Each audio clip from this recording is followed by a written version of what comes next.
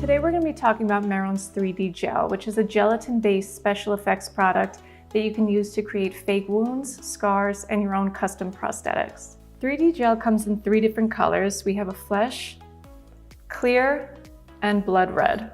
A lot of the questions that we get asked are how to use 3D gel. So as you can see, this comes in a solid form.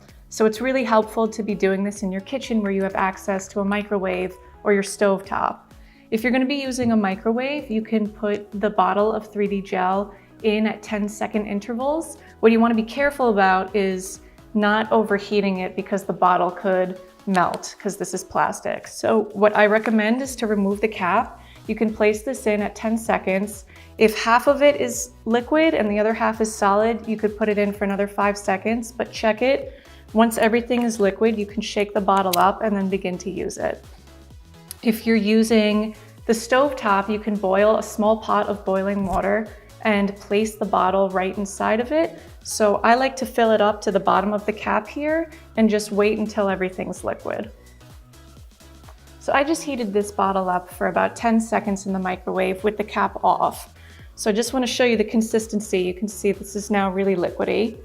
And what I recommend is taking your bottle and pouring it into a little shallow container like this.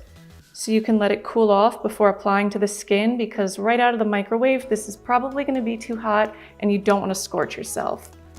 So once you have it out and you feel that it's gotten to a comfortable temperature, you can start to apply this to the skin. So what I like to do is take Mehron's stainless steel spatula. You can mix this just to make sure that there's no air bubbles in it. And then you can start applying right to the skin. So what I'm going to do is just kind of create a fake scar, a risen scar.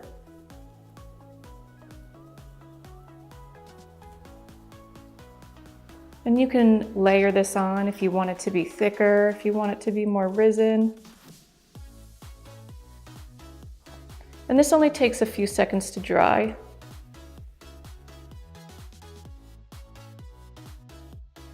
So you can see that this is pretty sticky and we want to get rid of that sticky texture. So we're going to take Mehron's color set powder and Mehron's fan brush here and just get a little bit onto our brush and put this right over the 3D gel. This is also going to help to mattify it because it was pretty shiny, and help prep it if we're going to paint it to make it look a little bit more realistic. So now that this is powdered, we can go in with Mehron's bruise wheel or special effects palette to color this and give it a little bit more depth and make it look a little irritated. So what I did was take a little bit of the dark red in the bruise wheel and some mask cover from the special effects palette, and I'm going to just mix these together. You only need a little bit because this is very pigmented.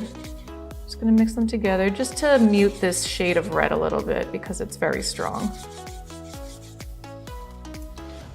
Now I'm going to go in kind of a stippling motion just to create a little bit of redness and irritation, and then we're going to buff this out so it looks more realistic.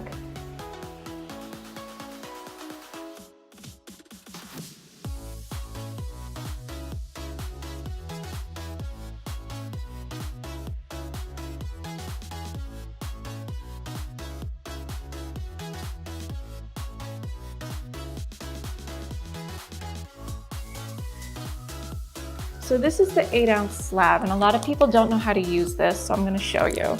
So you're just going to remove it from the plastic.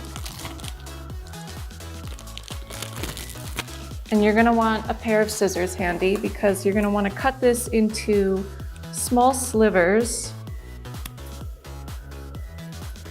And then once you have however many you'd like, you can take this and now cut it into small cubes.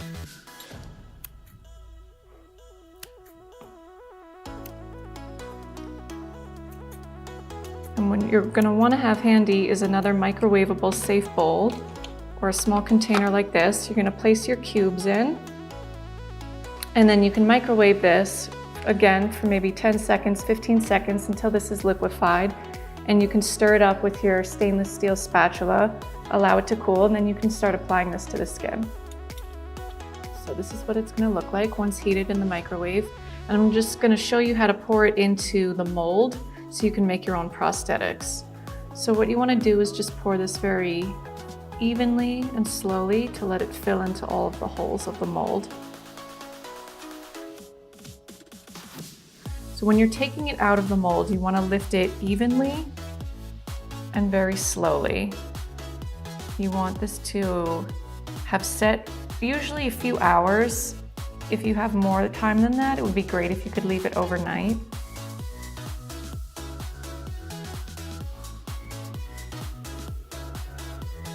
So now you have this piece.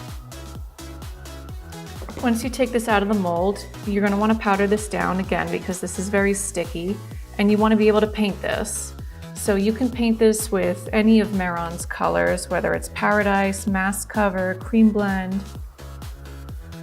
But in order to do that, you have to powder it first.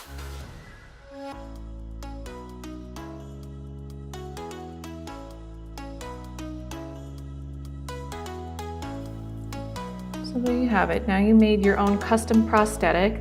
And something like this you can cut. So I can take my scissors and cut this into the shape that I want and apply it to the skin to create mermaid scales or fish scales on a model.